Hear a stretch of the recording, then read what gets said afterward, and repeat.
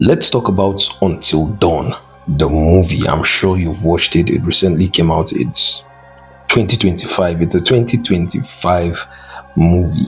Now, if you're a die-hard horror lover or just obsessed with horror reviews, then this is definitely your home. And as thus, welcome.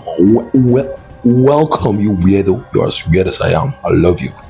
So yeah, this channel is built for people like you.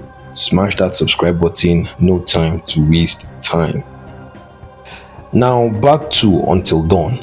I came across something very wild on the internet. Apparently, there is a game this movie was actually based on, and it dropped 9 years ago. Nine, and yet somehow I've never seen it, which is weird because I love watching horror game walkthroughs. Maybe it was trash. I don't know. Who knows? But after this video, I'm definitely checking it out on the Rats Brats channel. That is my go-to to every horror game walkthrough. The movie's plot isn't rocket science. Clover, which is our lead character, and four of her friends go searching for her missing sister. Their journey leads them to this creepy house in the middle of absolutely nowhere, which is the classic horror setup if you're a horror fan. But here's the twist. Well, not really the twist. I mean, in every horror movie, people just keep getting killed. So yes, they kept getting killed. But then this is the twist. They kept bringing them back to life. They kept getting killed and then being brought back to life. The goal for the entire situation is to survive the night. If they all make it till sunrise, they get to walk free. But if even one of them dies for good, I think they are trapped forever in a nightmare loop. Yeah, it's definitely an intense movie. This movie honestly caught me off guard. It's been a while since I felt this hyped watching a horror flick centered on young adults. These days everything feels rushed and recycled, but Until Dawn gave me something fresh. Personally, I loved it. The movie is and was a great watch, but I have questions. 3 conflicting questions to be exact. And I need you all in the comment sections to help me out. The first question: did anyone catch the scene where Clover spikes the villain's tea? Like, when and where did she get that water? Because I swear I missed it. Second question: wasn't the rule that everyone had to die before they could all be resurrected? Or am I missing something? Because near the end, Megan goes after Hill and everyone dies except Megan. Yet somehow they still all get brought back to life. Megan was just captured, not killed.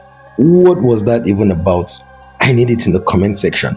And then the final question: do you all think Abel should break up with Nina? Because the way she picked her friends over him with no hesitation was brutal but hilarious. Was hilarious, to be very honest. My guy put her first and got played like a violin.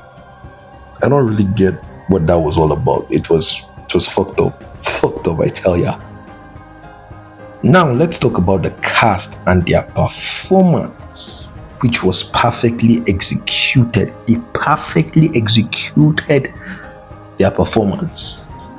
Let's start with Max, which was the ultimate simp hero, and then Nina, the emotionally confused one, and then we have Abel, the alpha with way too much ego, even though for some reason he started transforming first. It shows he was much more scared, but he was able to hold it back. So yeah, and then we have Megan, the little witch in training. I still did not really get her powers. If it was that useless, it was fucking useless.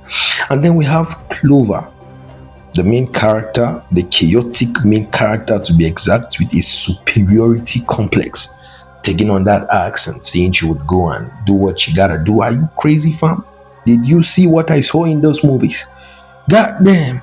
And then we have Heel, which is the Maleficent, the main villain of the group. And then Melanie, which is the thick and generous Clover's sister. The opening scene, bruv, when she was trying to escape, bro, there was a scene where it showed how ridiculously thick she was. God damn. Damn. Now, finally, even though the movie actually slapped, I was kind of hoping for more unusual monsters. I mean, towards the end, if I'm not mistaken, they kind of teased a giant beast at some point, if I'm not mistaken, right? They kind of teased it. I saw it and I thought it was about to get real Lovecraftian, but it didn't. We mostly just got Wendigos and one serial killer beast hybrid. Either way, it was a good watch, to be very honest. All in all, it's still a very solid horror movie filled with suspense and brutality, and especially a good time. It will keep you on your feet. So, yes, stay safe out there. Subscribe for more horror content, and as always, watch more horror movies. I beg of you, do not be a bit